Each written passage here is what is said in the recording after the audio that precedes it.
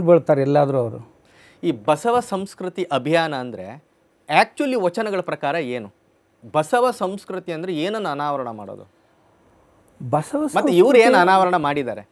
ಅವರು ಇದನ್ನು ಒಂದು ತಾಲಿಬಾನೀಕರಣ ಮಾಡಲಿಕ್ಕೆ ಹೊರಟಿದ್ದಾರೆ. ಬಸವಣ್ಣವರ ಸಾಹಿತ್ಯದ ತಾಲಿಬಾನೀಕರಣ ಮಾಡಲಿಕ್ಕೆ ಹೊರಟಿದ್ದಾರೆ. ಅಂದ್ರೇನು, ಬಸವಣ್ಣ ಒಬ್ಬ ದಾರ್ಶನಿಕ, ಭಕ್ತಿ ಭಂಡಾರಿ ಅಂತ ನಾವು ಕರಿತೀವಿ ಬಸವಣ್ಣವರನ್ನು. ಒಬ್ಬ ದಾರ್ಶನಿಕರು, ಒಬ್ಬ ಋಷಿತುಲ್ಯ ವ್ಯಕ್ತಿಮತ್ವ ಬಸವಣ್ಣ.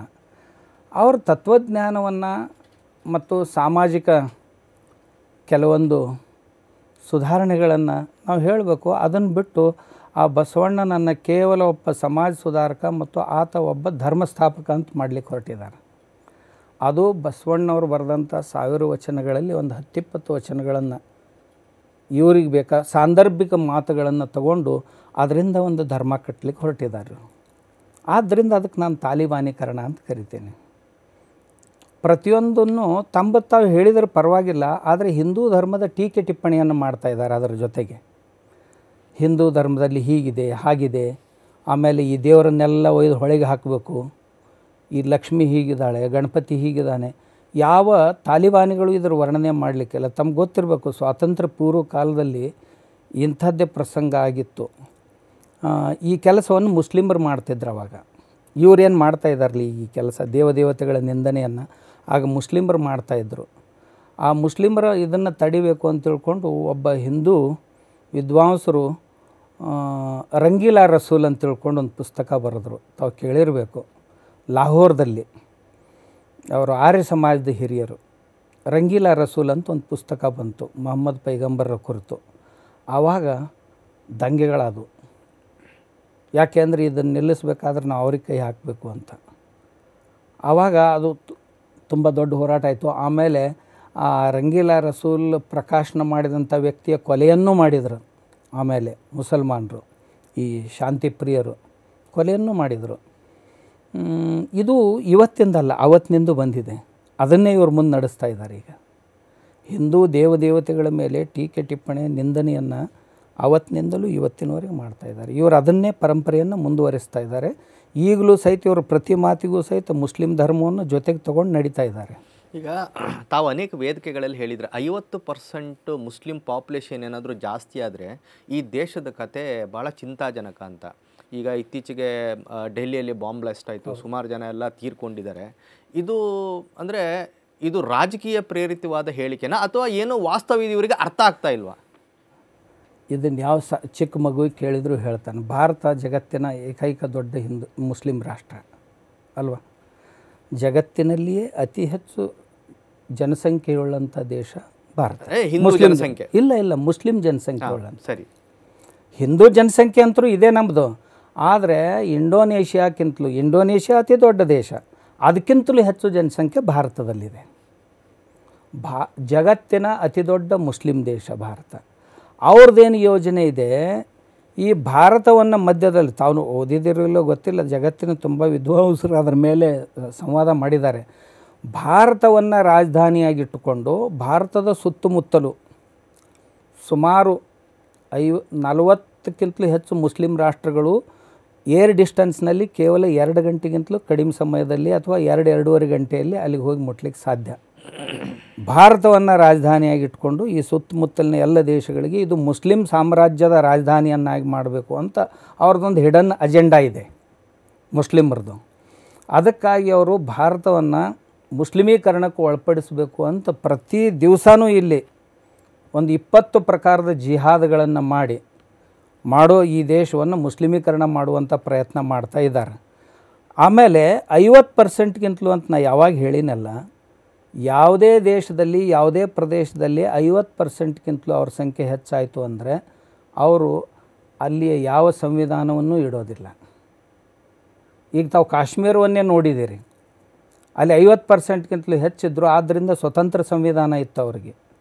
ಈಗ ಪುಣ್ಯಕ್ಕದು ಮನೆ ತೆಗೆದ್ರು 35 ತೆಗೆದ್ರು, 370 ತೆಗೆದ್ರು.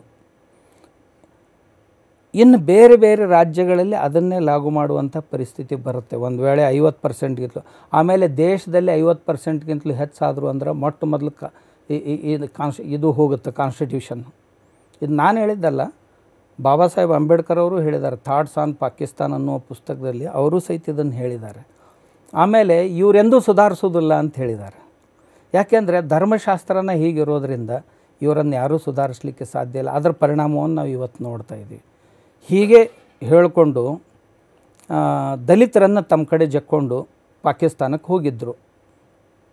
ಜೋಗೇಂದ್ರನಾಥ್ ಮಂಡಲ್ ಬ್ಯಾರಿಸ್ಟರ್ ಅವರು ಹೋಗಿದ್ದರು. ನಾವು ದಲಿತರು ಮತ್ತು ಮುಸ್ಲಿಮರು ಕೂಡಿ ನಾವು ದೇಶದ ಬಲಿಷ್ಠವಾದಂಥ ಒಂದು ರಾಜ್ಯವನ್ನು ಕಟ್ತೀವಿ ಅಂತ ಹೋದರು. ಹೋದ ನಂತರ 2-3 ವರ್ಷಗಳಲ್ಲಿ ಅವರಿಗೆ ಭ್ರಮನಿರಸನೆ ಆಯಿತು. ಆದ ನಂತರ ಆ ಜೋಗೇಂದ್ರನಾಥ್ ಮಂಡಲ್ನ ನಮ್ಮ ದಲಿತ ಬಾಂಧವರನ್ನೇ ಕಗ್ಗೊಲೆ ಮಾಡಿದರು, ಅತ್ಯಾಚಾರ ಮಾಡಿದರು ತಾಯಂದಿರ ಮೇಲೆ. ಆಮೇಲೆ ಅವ್ರು ಮರಳಿ ಆ ದೇಶ ಬಿಟ್ಟು ಬರಬೇಕಾಯ್ತು. ಬರುವಾಗ ಏನಾಯಿತು ಅನ್ನೋದನ್ನು ನಾನು ಹೇಳ್ತೀನಿ ತಮಗೆ. 36,000 ಜನ ಅಲ್ಲಿಂದ ಜಾಗ ಬಿಟ್ಟರು. ಬಾರ್ಡ್ರ್ ಮೇಲೆ ಬಂದು ಕೇವಲ 3,000 ಜನ ಮುಟ್ಟಿದರು. ದಾರಿಯಲ್ಲಿ ಸಿಕ್ಕಲ್ಲೆಲ್ಲ ನಮ್ಮ ತಾಯಂದಿರ ಮೇಲೆ, ಜನರ ಮೇಲೆ ಅತ್ಯಾಚಾರಗಳನ್ನು ಮಾಡಿದರು, ಕೊಂದರು. 36,000 ಜನ ಹೊರಟ್ರೆ ಬಾರ್ಡ್ರಿಗೆ ಬಂದು ಮುಟ್ಟಿದವ್ರು ಕೇವಲ 3,000 ಜನ. ನಾನು ಜಮ್ಮುನಲ್ಲಿ ಅವ್ರು ಕಾಣಲಿಕ್ಕೆ ಹೋಗಿದ್ದೆ. ಕೆಲವೊಂದು ಹಿರಿಯರು ವೃದ್ಧರಿದ್ದರು, ಅವ್ರಿಗೆ ಭೇಟಿಯಾಗ್ಲಿಕ್ಕೆ ಹೋಗಿದ್ದೆ. ಅವ್ರು ಹೇಳಿದರು ನಾವು ಇಷ್ಟು ಜನ ಹೊಂಟಿದ್ದೀವಿ. ಆಮೇಲೆ ನಮ್ಮ ಹೆಣ್ಮಕ್ಳಿಗೆ ಅವ್ರ ಹೆಣ್ಮಕ್ಳು ಕೇಳ್ತಿದ್ರು, ಜೀವಂತವಾಗಿದ್ದೀವಿ ಅಂದ್ರೆ ನಮ್ಮ ಮೇಲೆ ಅತ್ಯಾಚಾರ ಮಾಡ್ತಾರೆ, ಏನು ಮಾಡೋದು ಅಂದ್ರೆ ಪ್ರತಿಯೊಬ್ಬ ಹೆಣ್ಮಗಳಿಗೆ ಸ್ವಲ್ಪ ವಿಷದ ಪುಡಿಯನ್ನು ಕೊಡ್ತಿದ್ರು. ಒಂದು ಅವರು ಆ ವಿಷಕ್ಕಾಗಿ ಹೋರಾಟ ಮಾಡಬೇಕಾಯ್ತು ಅವ್ರಿಗೆ. ಯಾಕೆಂದರೆ ಅಷ್ಟು ದೊಡ್ಡ ಪ್ರಮಾಣದಲ್ಲಿ ವಿಷ ಸಿಗ್ತಿರಲಿಲ್ಲ. ಒಂದಿಷ್ಟು ವಿಷ ತಂದು ಹಂಚುವಾಗ ನನಗೆ ಕೊಡಿ ನಿನಗೆ ಕೊಡಿ ಅಂತ ಜಗ್ಗಾಡ್ತಿದ್ರು. ಅಂಥ ಪರಿಸ್ಥಿತಿ ಇತ್ತು. ತಾಯಂದಿರು ಇವರ ಅತ್ಯಾಚಾರದಿಂದ ಸಾಯೋದಕ್ಕಿಂತಲೂ ನಾವು ವಿಷ ತಿಂದು ಸಾಯ್ತೀವಿ ಅಂತ. ಅವರು 36,000ದಲ್ಲಿ ಬರೀ 3,000 ಜನ ಬಂದು ಮುಟ್ಟಿದರು. ಜೋಗೇಂದ್ರನಾಥ್ ಮಂಡಲ್ನೂ ಸಹಿತ ಈ ಚಿಟ್ಟಗಾಂವದಿಂದ ಈ ಕಡೆ ಬರಬೇಕಾದ್ರೆ ಸುಮಾರು ಹೋಯಿತು. ಬಂದು ಕೊನೆಗೆ ಬಂಗಾಲದಲ್ಲಿ ಕಲ್ಕತ್ತಾದಲ್ಲಿ ಉಳ್ದ, ಅನಾಥನಾಗಿ ಸತ್ತು ಹೋದ ಕೊನೆಗೆ. ಈಗ ಸ್ವಾಮೀಜಿಯವರ ಪ್ರಧಾನ ವಿಷಯ ಲಿಂಗಾಯತ ಅಂತ ಹೇಳುವಂಥದ್ದು ಹಿಂದೂ ಧರ್ಮದ ಒಂದು ಭಾಗನ ಅಥವಾ ಸಪ್ರೇಟ್ ಧರ್ಮನ? ಹಿಂದೂ ಧರ್ಮದ ಒಂದು ಮತ, ಶಕ್ತಿ ವಿಶಿಷ್ಟಾದ್ವೈತ ಮತ. ನಮ್ಮಲ್ಲಿ ದ್ವೈತ, ಅದ್ವೈತ, ವಿಶಿಷ್ಟಾದ್ವೈತ, ಶಿವಾದ್ವೈತ, ದ್ವೈತಾದ್ವೈತ ಅಂತ ಹೇಗೆ ಮತಗಳಿವೆ, ಹಾಗೆ ಇದು ಒಂದು ಶಕ್ತಿ ವಿಶಿಷ್ಟಾದ್ವೈತ ಅನ್ನೋ ಮತ. ಸರಿ, ಕೆಲ ಸ್ವಾಮೀಜಿಗಳು ಯಾಕೆ ಒಪ್ಕೋತಾ ಇಲ್ಲ ಇದನ್ನು? ಸ್ವಾಮೀಜಿಗಳು ನೋಡ್ರಿ, ಮಲ್ಕೊಂಡವ್ರನ್ನ ಎಬ್ಸೋದು ಭಾಳ ಸುಲಭ, ಅದು ಮಲಗಿದ ಸೋಗಿ ಹಾಕ್ಕೊಂಡವ್ರನ್ನ ಎಬ್ಸೋದು ಭಾಳ ಕಷ್ಟ. ಅವ್ರಿಗೆ ಅದರಿಂದ ಏನು ದೊರಿತೈತೋ ನನಗೆ ಗೊತ್ತಿಲ್ಲ. ಅವ್ರನ್ನ ಎದುರಿಗೂ ಯಾರೂ ಬಂದು ಸಿಕ್ಕಿಲ್ಲ ನನ್ನ ಕೈಯಾಗ. ಸಿಕ್ಕರನ್ನ ಅವ್ರನ್ನ ಮಾತಾಡ್ಸ್ತೀನಿ ಚೆನ್ನಾಗಿ. ಮತ್ತು ಎಲ್ಲರೂ ತಮ್ಮಂಥವ್ರು ಕರೆದ್ರೆ ನಾನು ಎದುರಿಗೆ ಬಾ ಅಂದ್ರೆ ಬರಲಿಕ್ಕೂ ತಯಾರಿಲ್ಲ ಅವರು. ಅವ್ರು ಬರೇ ಸುಮ್ಮನೆ ವೇದಗಳ ನಿಂದನೆ ಮಾಡೋದು, ನಮ್ಮದು ಸ್ವತಂತ್ರ ಧರ್ಮ ಅಂತ ಹೇಳೋದು. ಇದನ್ನು ಮಾಡಿ ನಿಮ್ಗೆ ಏನು ಗಳಿಸ್ಬೇಕಾಗಿದೆ, ಏನು ಮಾಡಬೇಕಾಗಿದೆ ಅಂತ ಕೇಳಿದ್ರೆ ಅದಕ್ಕೆ ಉತ್ತರನೂ ಇಲ್ಲ ಅವ್ರ ಹತ್ರ. ಸುಮ್ಮನೆನ ಇಲ್ಲ ನಮ್ಮ ಜನರಿಗೆ ರಿಸರ್ವೇಷನ್ ಸಿಗುತ್ತೆ. 98 ಜಾತಿಗಳಲ್ಲಿ 98 ಜಾತಿಗಳು ಲಿಂಗಾಯತರಲ್ಲಿ ರಿಸರ್ವೇಷನ್ನಲ್ಲಿ ಇವೆ ಆಲ್ರೆಡಿ. ಮತ್ತೇನೋ ಅಲ್ಪಸಂಖ್ಯಾತರ ಸ್ಥಾನಮಾನ ಸಿಗಬೇಕು, ಹಾಗೆ ಹೀಗೆ ರಿಸರ್ವೇಷನ್ ಫೈಟ್ ಇದು ಅಂತ ಹೇಳ್ತಿರ್ತಾರೆ ಅವ್ರು. ನಾನು ಹೇಳೋದಲ್ಲ. ಈಗಾಗಲೇ ನಾವೆಲ್ಲ ರಿಸರ್ವೇಷನ್ನಲ್ಲಿ ಇವೆ ಎಲ್ಲರೂ. ನ್ಯೂಸ್ ಫಸ್ಟ್ ನಿರ್ಭೀತಿಯಿಂದ ನಿಮ್ಮ ಪರವಾಗಿ.